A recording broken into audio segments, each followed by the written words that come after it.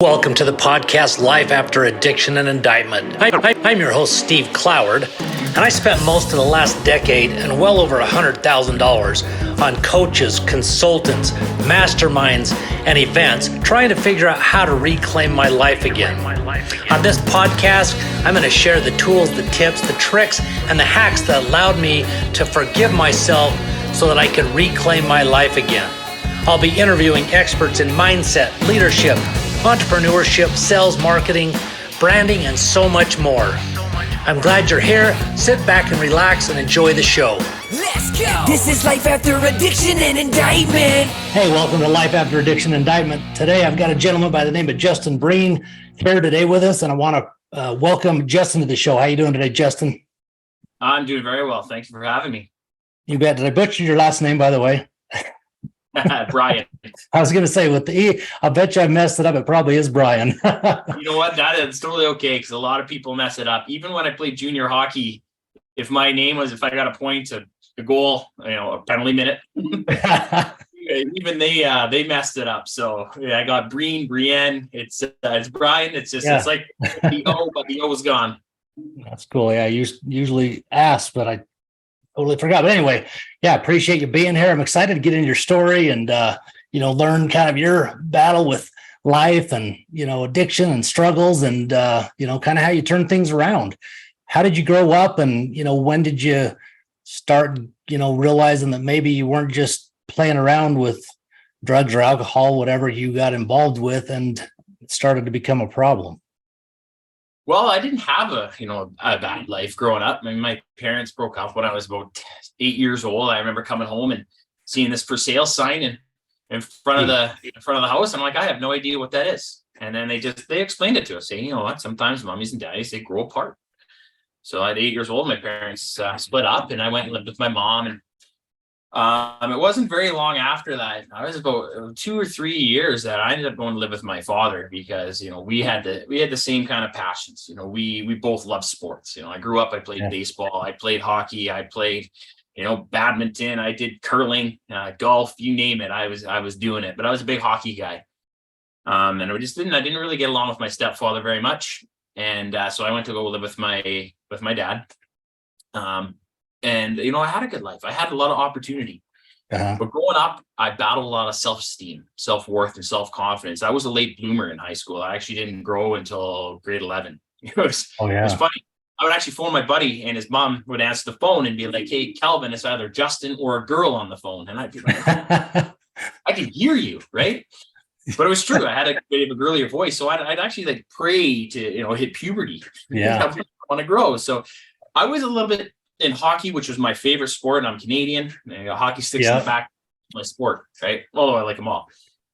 But I was behind in sports, right? And I got cut a lot from rep teams, and I always had to watch my buddies play. And that was really hard on me, especially one year I probably should have been on the team, but I didn't make it.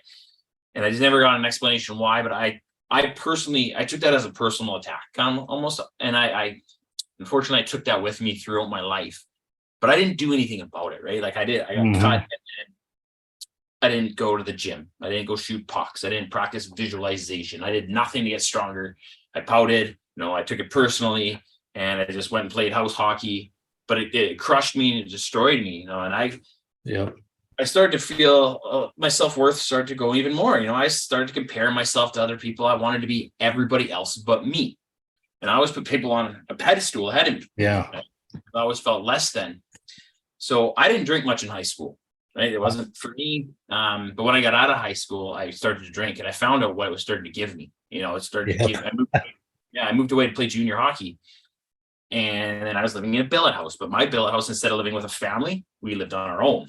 So wow, turning 19, living on my own, playing junior hockey, and alcohol started to introduce itself to me, and right away, it gave me confidence, gave me self-esteem. Self-worth. I don't really think it had anything to do with playing junior hockey. I probably would have taken the same path. I would have went anywhere, but that's the first place that I moved. I was the one that drank the most on the team, 100%, hands down. I remember pulling up to our dressing room one time. We had a rookie goalie standing outside, and I opened the door to the truck, a beer can falls out. My coach looks at me, and the dad with the goalie looks at my coach, and he just starts shaking his head. That's who I was, but I was a good player by that point. And but what I didn't realize is that everything it was giving me was fake, right? Yeah. Everything is fake for me was soon very real. At 21 years old, I finished junior hockey, and I didn't even think about playing after that. I probably could have went and played somewhere, maybe. Worked out, did all the kind of things, but I didn't do that. I was kind of lazier. I had a bad attitude, and I was drinking. So I went and moved to Vancouver, British Columbia, Canada. Big, beautiful city right on the ocean. Fantastic nightlife there, and I got into bartending. And what does an alcoholic do? It's into bartending. Well, he has everything at his disposal, and he starts to drink more. So I would go to work, make, I don't know, $200, $250, $300 cash a night, go out and spend it. Wow. Do the same thing over and over and over again, to where at one point a bartender came up to me and says, "Justin, can I ask you something?" And I said, "Sure." And he says, "Justin, do you think you drink too much?" I was like, no way. I drink too much. This time I'm 24 years old, right? But I'm drinking every single day. Jeez. And he's like, I'm like, no, there's no way. I'm young. I'm a bartender. I live in this big, beautiful city. So no way I drink too much. And I ignored him. I pushed him away because I actually didn't listen to him. I was really good. I was cocky for some reason. I couldn't rub two pennies together from night to night, right? Because I'm living in the fast lane. And but I was cocky in that bartending department. And what did I do? I did what I did every single night. I closed up that bar within 15, 20 minutes, went out for power hour, got as drunk as I could, which I usually did. And I started walking home. And when I would walk home, I'd actually dial a bottle where you could get alcohol delivered to your house. Really? Yeah. Probably not legally, but gotcha. But it would be there, right? And so I would drink and I would go by myself, right? And I'd go bar hop. I knew these bartenders, and I'm always thinking, well, I hope they don't think I'm just an alcoholic, which I 100% was, right? I'm right. It's night after night, but they're good dudes. And when you're in that industry, the hospitality industry, you start to know everybody, and you become good friends. The town actually kind of gets smaller, right? Yeah. So this night, though, when I'm walking across the Cambie Street Bridge, a thought rings through my head and it says, "Justin, do you drink too much?" There's no way I drink too much. I'm young. I like to have fun. I'm in this big, beautiful city. So I took a couple more steps, and all of a sudden, this thought rings through my head again. It says, "Justin, are you an alcoholic?" Wow. Right then and there, I said, "You know what? This is what I said, word for word. There's no way I'm an alcoholic. I go to work. I pay my bills. I'm not a low life. And you're functioning. I'm too smart to be an alcoholic." Right. I'm so smart, in fact, that year I actually graduated from alcohol abuse to drug abuse. So at 24 years old, I did cocaine for the very first time, and I didn't remember the night. So I phoned my buddy. I'm like, "Hey man, what happened?" And he said, "Well, jeez, drugs." I'm like, "Oh, I wasn't against other people doing them, but I never thought I would do them." Right. Right. I know that feeling. Yeah. I smoked weed every now and then, but I wasn't a big weed guy. I just wasn't a big drug guy. I liked alcohol. But then he said something to me that really, changed everything. He's like, "Man, you were funny last night." Oh. So right then and there, I'm like, holy cow, I got alcohol for confidence. I have drugs to be funny. I got Michael's special juice from Space Jam. One shot of this, one shot of that, and I'm Super Justin. Jeez. I could tell you, I was the only one that thought I was Super Justin. Yep. Yeah, 6 months after that, I moved back home to Salmon Arm, and small community, and I started managing the nightclub there. And I had to get a ride home because I lost my license for drinking and driving. And on the way home, me and my buddy started talking about the topic of depression. Now, this was 14, almost 15 years ago. So what do I know about depression? Nothing. Was it some sort of sadness?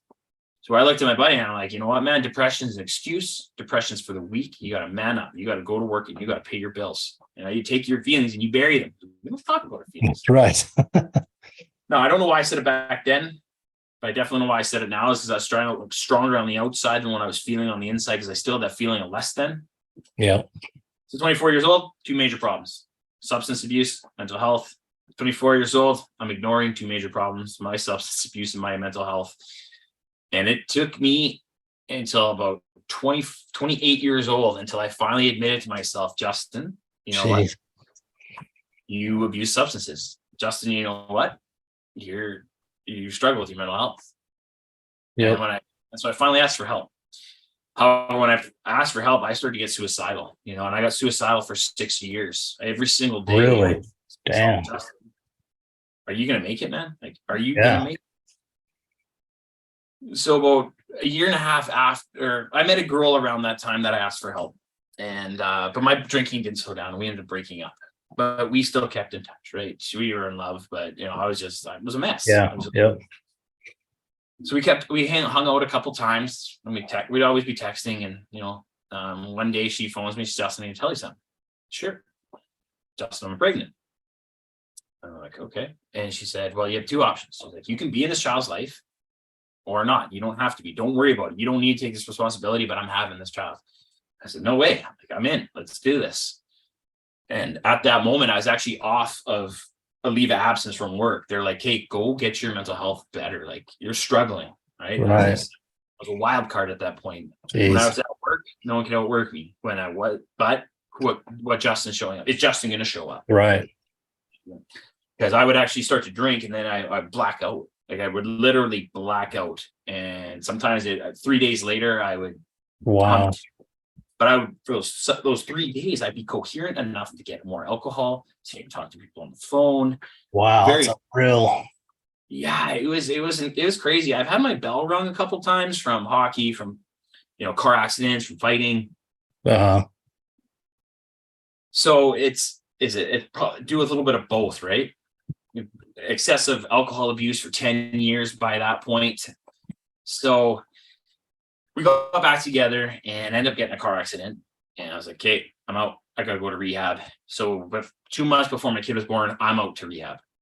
So I spent 35 days away from my pregnant girlfriend in a house full of 60 other dudes. And, I'm going to my classes. I'm working out twice a day. Got up to 245 pounds. Jeez. And everything's going good. I get out. The first thing I said is "I'm not done drinking forever."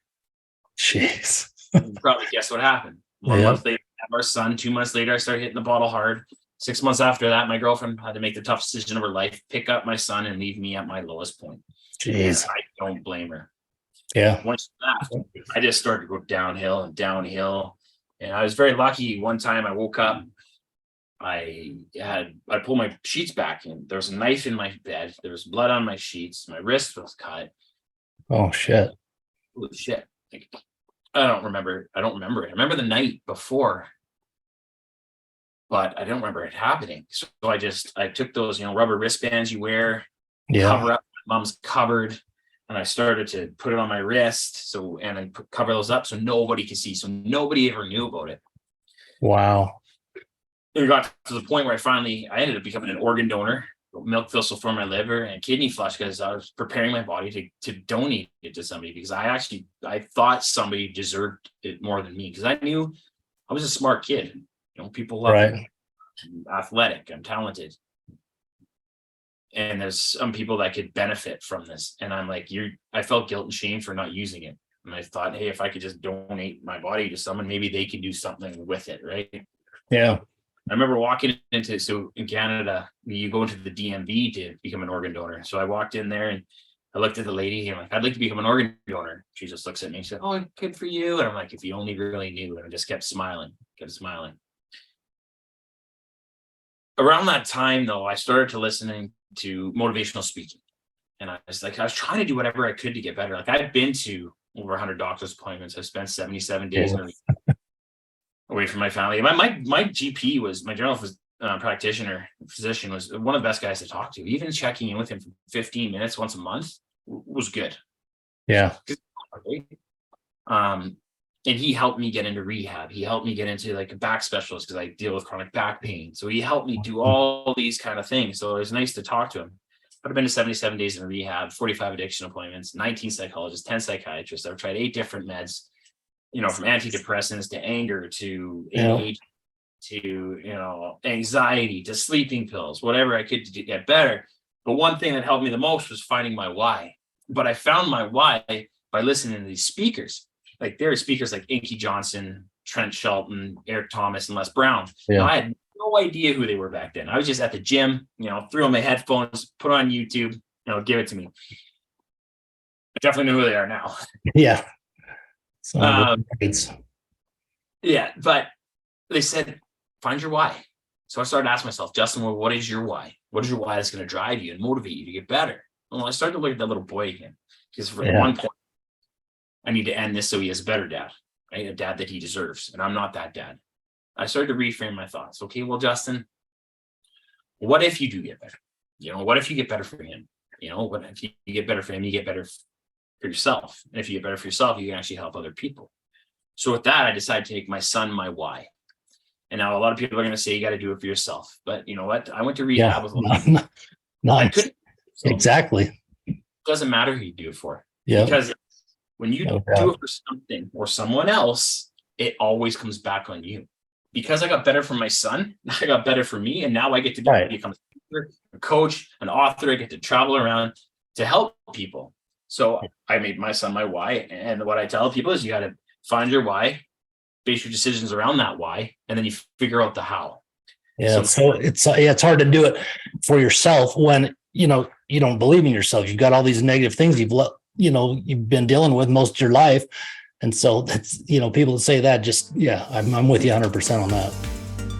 If you're tired of supporting the big corporations and frankly, supporting the swamp through paying for cable or satellite service, it's time to defund the swamp and refund the kingdom. The simplest way to do that is to check out the VC Streambox by going to vcstreambox.tv. That is vcestreambox.tv. Check out this incredible streaming device that gives you every single local channel throughout the country, any sports channel you can imagine. You'll never miss a game, no matter who your team is ever again, as well as 60,000 video on demand titles, all the TV series you can dream of.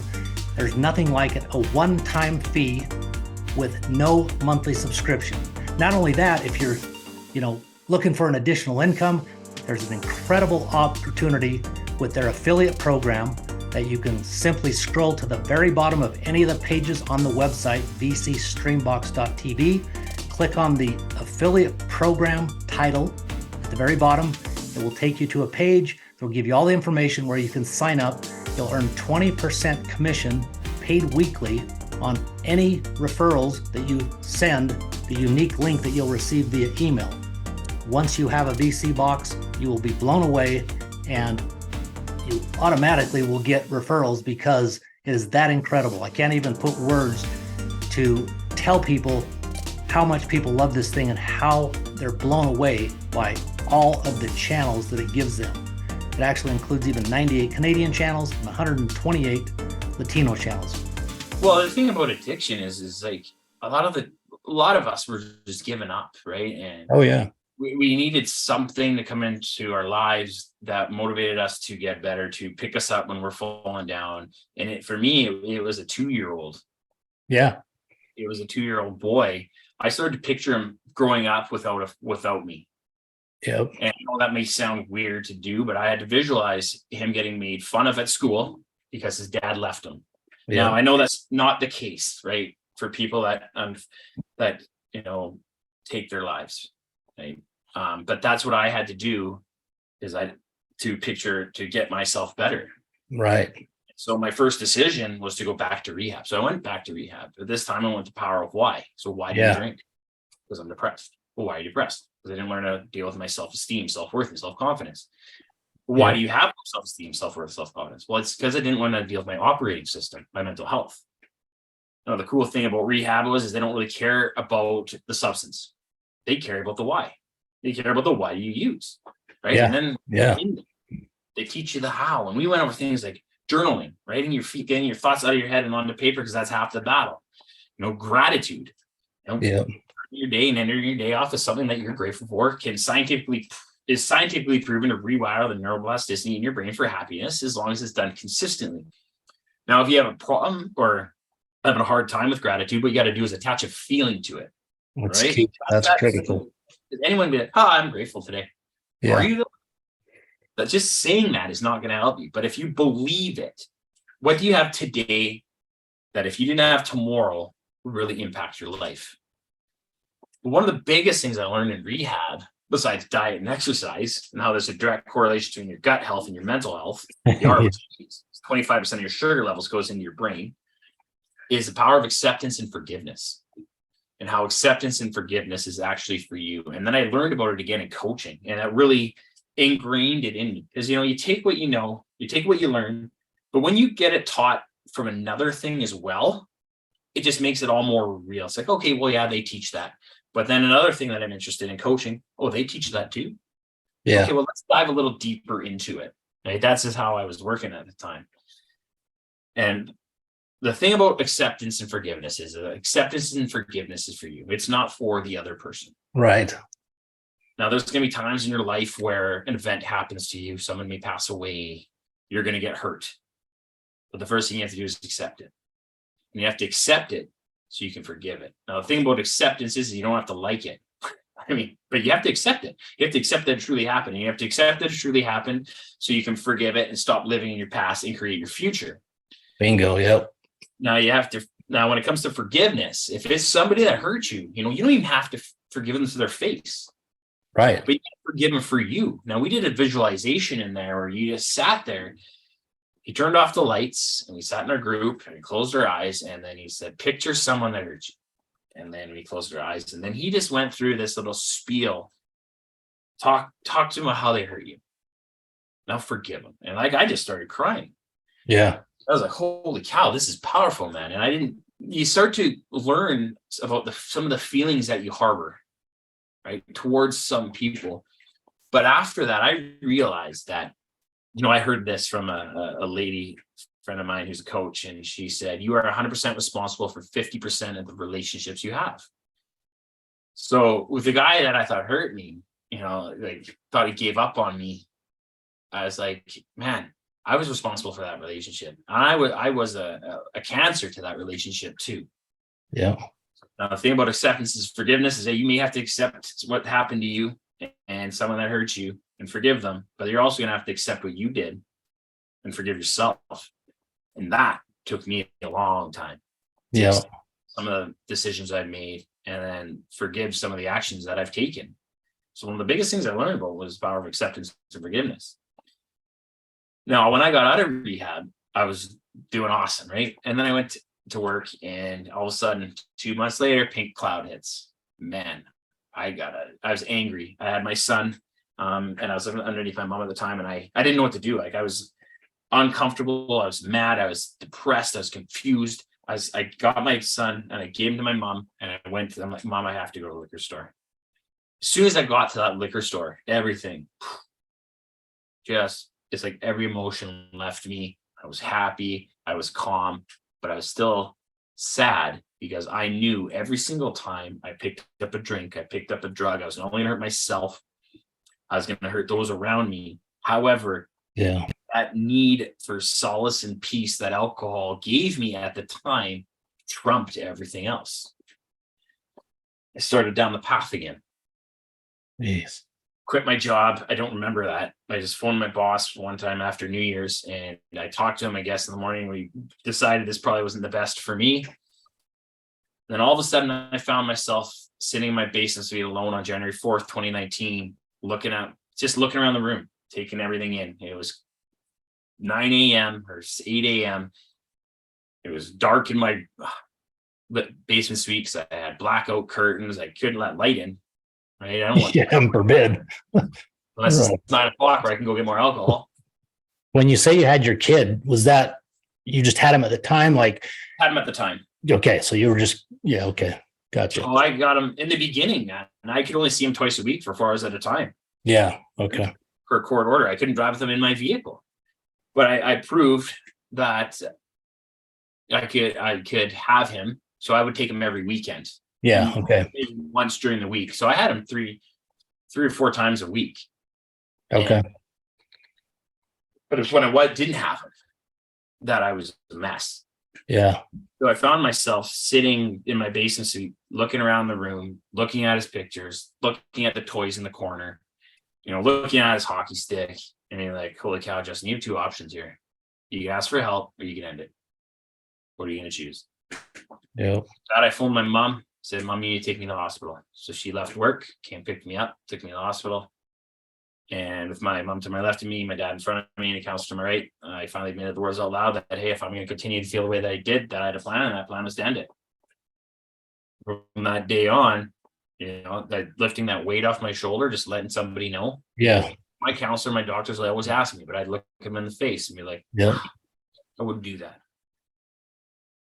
But ever since then, I've been sober ever since. I've gone back to school to be a speaker, to be a coach. I got mental health first aid and like psychological health and safety in the workplace. And I've been able to travel around to speak and coach my kid in hockey and baseball and soccer and try to coach than that.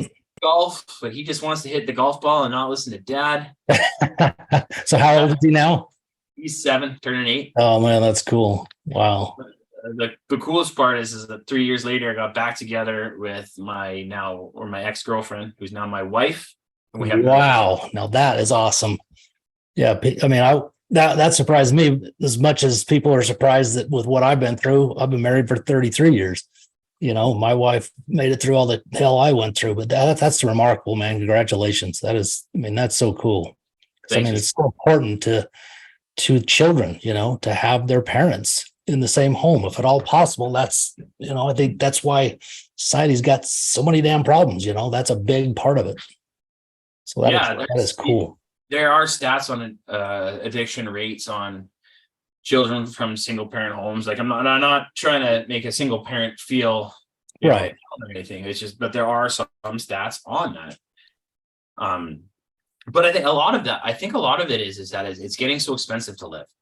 Oh yeah, it's crazy. And you have two parents grinding it out now to afford to live, to afford to eat, to afford to put their kids in stuff, to go on a vacation. That kids aren't getting as much parent time as they're used to. This is my perspective, right? From what I see, schools, talking to principals, talking to teachers, it's the parents are getting drained. Oh, absolutely. Which creates a whole bunch of stress and all that. And it's just, it's just a vicious cycle. Yeah. Housing's going up to purchase their first house, to purchase another house, to, groceries are going up. So now what do parents do when they come home and they're tired? And I'm guilty of it. When I got out of rehab, after 6 months, I went and worked at a bar. I went and bartended because I knew for me, it was done. I knew I'm good. I'm on a mission. It's interesting when you get to that point, isn't it? Because when it clicks, it's crazy. When it clicks, it clicks. And it's hard for people to understand that because it's really weird. Yeah. It's just when you're mulling that question, it's like, oh, what is that answer? And then it gets it. Yeah. Right? And all of a sudden, you got it. So I work at night, go to school during the day, take my kid to school, hang out with my kid. But then I'd volunteer to speak. I'd volunteer at other things, and I was working out, and I was busy. Yeah. And I got to the point where I was burnt out. I was super burnt out. And I had no energy. So I put my kid in front of TV. Yep. TV or stupid phones. Yep. They're just better for us. And just as guilty as it, but that's what we can be doing as a society is we're tired. And what can you do? Well, phones help them.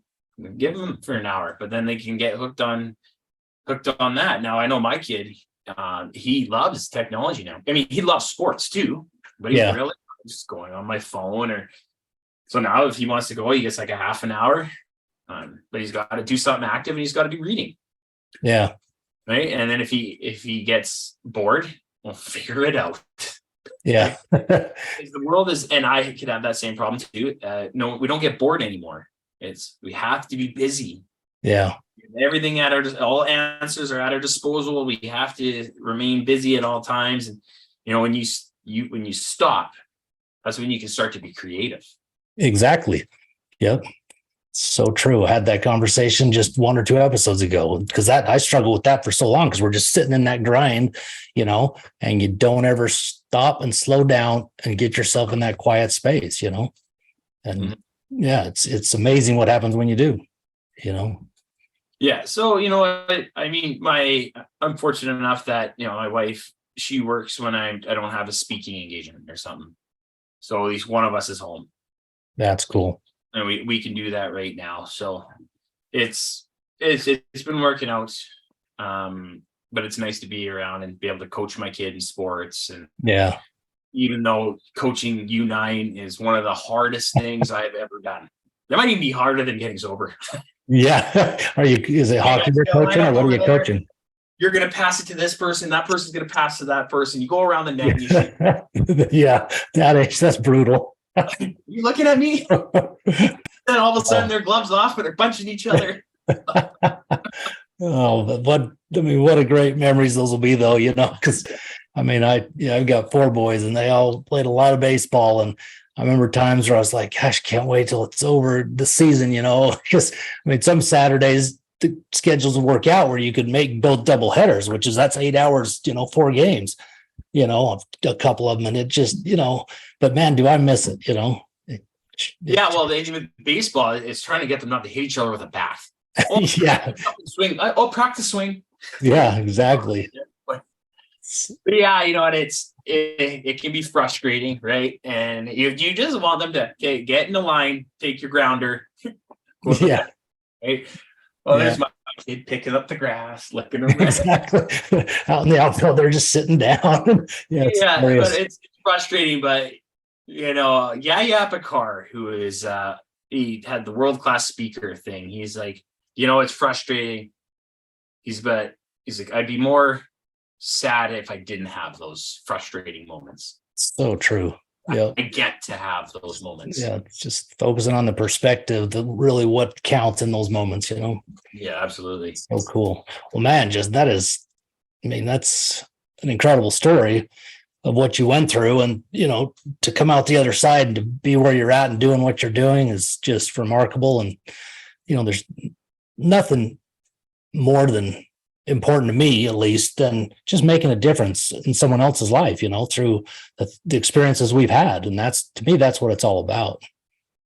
Yeah, well, absolutely. It's, I'd let people know I wouldn't change. I would change some of my decisions. Absolutely. Yeah. My actions. But I wouldn't change the way I felt, what I went through, because now I get to show people, encourage people, lead, guide, whatever you want to call it, to a better life, that there are options than getting drunk, more options than getting high, that, I'm not against alcohol, right? Right. Show people what can happen if you overuse it. Yeah. I'm going to show you the stages of how it can progress. I'm going to show you what happens if you don't ask for help. I'm going to show you what happens when you do ask for help. And I'm going to do that by living my life, by being vulnerable, by being authentic, by being open, by telling you the truth. Yeah. I get to do that. And I'm very blessed that I get the opportunity to do that. There's days I didn't think I'd even make it to live this long. Yeah. If you were to tell me growing up, Justin, you're going to be an addict, Justin, you're going to be depressed, Justin, you're going to be suicidal, I would have looked at you and I would have laughed. Yep. Same here. Whatever. Yeah. But it all happened.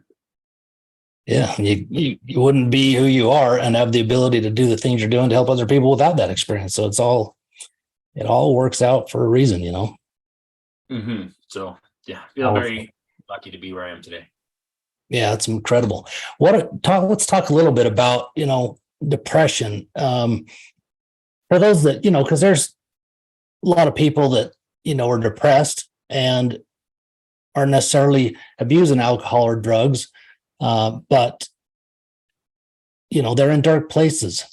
What kind of insights or advice would you give anyone that's maybe listening or living with or knowing someone that's, in that space and not sure what to do? Well, pay attention to your drinking level. Right? If you're starting to use something to cope, right? If you're using a substance to cope, like you come home, you're like, oh, I need this to wind down. Like that's, yeah. Well, I have this one drink and it helps me wind down. Well, why does a drink help you wind down? Right? Why do you need that drink? Do you want that drink or do you need it? Right? Yeah. Now, some of the symptoms of depression are isolation, quitting the things that you love, stop hanging out with people, irritability, sadness. Now, those are, anger, guilt, shame. Those are some symptoms of depression. Now, it's depression. I was diagnosed with clinical depression, which is a sadness that persists for longer than 2 weeks at a time. Fortunately for me, it lasted a big chunk of my life, and it just started to progress even worse, though it's clinical depression or major depression. Now, there's times where there's experiential depression, where you have this experience, right? Maybe it's the loss of a loved one, and yet you start to go down it. Right? The biggest thing I can do is say ask for help. Ask for help. Even if it's the hardest thing you ever do, ask for help. The stigma of mental health is getting a lot better. I believe for sure. I do too. Workplaces are starting to address it more. They're starting to come up with mental health Big time. wellness departments. Go to your HR. I was completely honest with my HR. Listen, I struggle with depression. They knew how many appointments I was going to. I'm very fortunate that they stuck it out with me when they could have let me go millions of times. Right. But be honest with yourself on how you're feeling, and then ask for help. There's so many avenues you can take. You can go to counselors, you can go to psychologists, you can go to psychiatrists, you can take medication, you can, and it all starts with your general physician or practitioner. They can give you avenues, but this is what we do in Canada. I'm not sure how it is in the States, but it can all start there, and they can refer you to places like rehab. Pretty similar here. But there's also smaller things like changing your diet, eating things that are healthy for you. Sugar, it can crush you. Processed foods, sugar drains your energy. It makes you lethargic. It brings you down, right? That's why people go to it. They want that dopamine hit when they're low. So some people go to alcohol, some people go to food, right? But and what does it do? It amplifies your feelings, especially when you go to substances.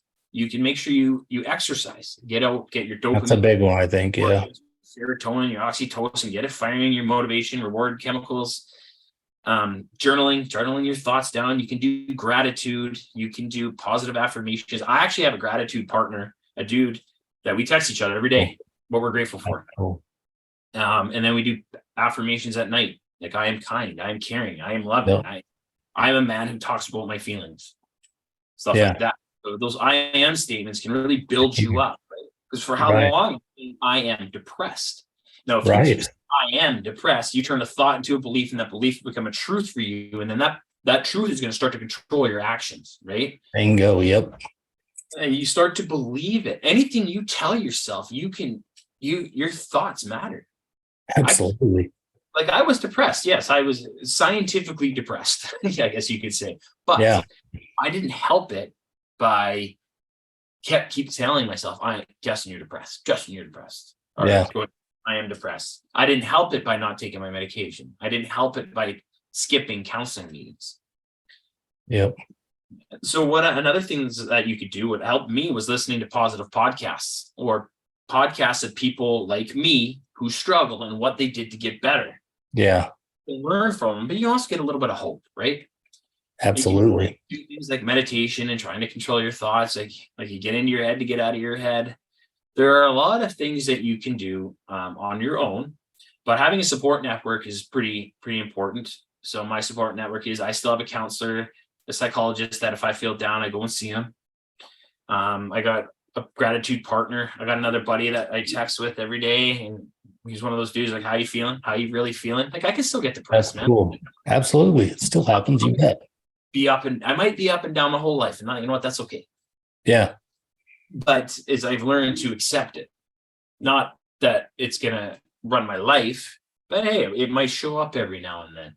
But when you live for so long, even does depression get habitual? Depressive thoughts get habitual, right? Absolutely. So that support network around you that you can talk to. Now, have someone you can talk to family about, or maybe you can talk to work about, maybe you can talk to your feelings about. Because not every single one of your friends is going to want to talk to you about your feelings. Right? So find that one friend, and then have that solid support network of people that build you up, encourage you, uplift you, that also tell you the truth.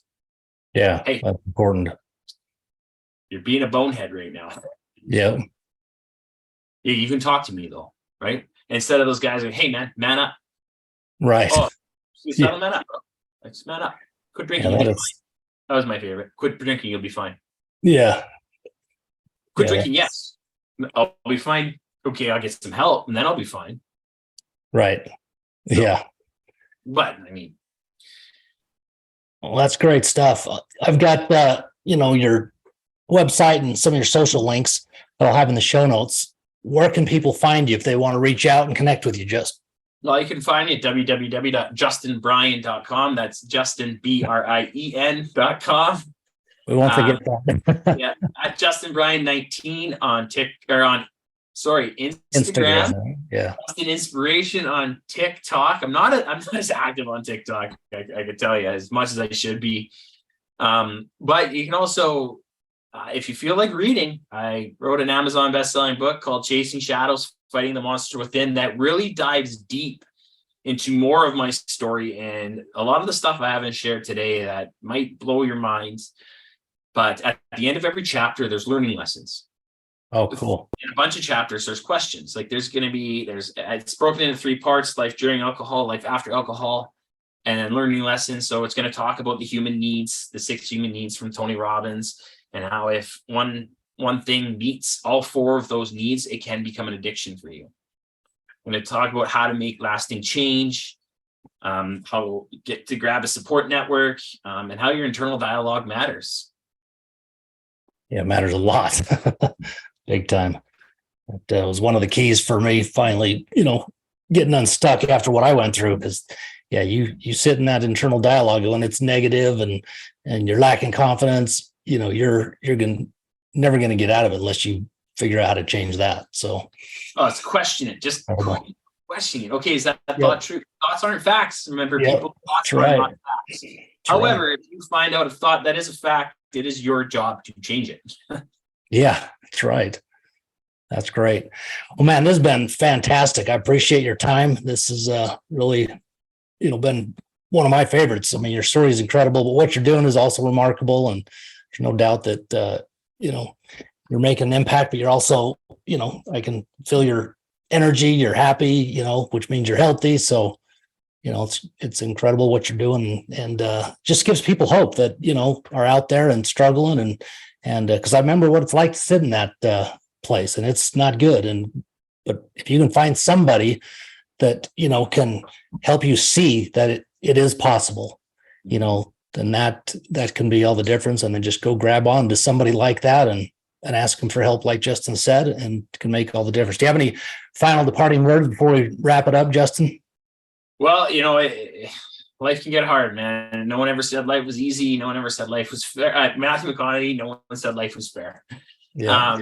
But realizing that it's okay to struggle. It's okay to not be okay, but you don't need to stay there. Right? Yeah. If you don't see light at the end of the tunnel, well, you just got to keep on walking. Bingo. So true. Well, appreciate it, man. Thanks so much. Take care. And I'm going to go check out your book and see if we can get the full 100% scoop of that story. So I'm excited to check that out. But thanks again for being there, man. Appreciate it. Thank you very much for having me. My pleasure. Take care. Are you tired of paying exorbitant monthly fees for your in-home entertainment? Do you wish there was a way to bring quality and affordable entertainment right into your household without a monthly subscription? Well, look no further. Introducing the 𝐕𝐶box Android TV Stream Box. Since 2020, 𝐕𝐶box has been enriching people's lives all over the world, and now it's coming to North America. Say goodbye to scattered subscriptions and countless apps. We've got all your streaming in one place.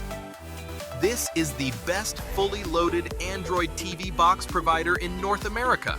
Our user-friendly interface makes navigation a breeze, and with the voice remote featuring Google Assistant, finding your entertainment has never been easier. The 𝐕𝐶box V2 Pro Android box is the epitome of convenience. Sit back, relax, and enjoy your favorite shows and movies with just a few simple voice commands. And the best part, no monthly subscriptions. That's right, you heard it correctly. Say goodbye to those pesky recurring fees and hello to endless entertainment. Join the 𝐕𝐶box revolution and elevate your entertainment experience. Don't miss out on this amazing opportunity. Visit our website and order your 𝐕𝐶box now. Bring home the 𝐕𝐶box today and bring endless joy and excitement to your household. 𝐕𝐶box, unleash the power of entertainment.